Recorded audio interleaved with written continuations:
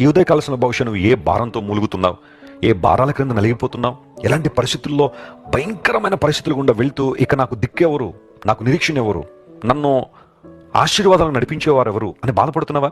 ఈ క్రిస్మస్ నీకు ఒక సందేశాన్ని ఇస్తుంది. అదేంటంటే యేసు ప్రభు నీ భారాన్ని భరించడానికి ఈ లోకానికి వచ్చారు.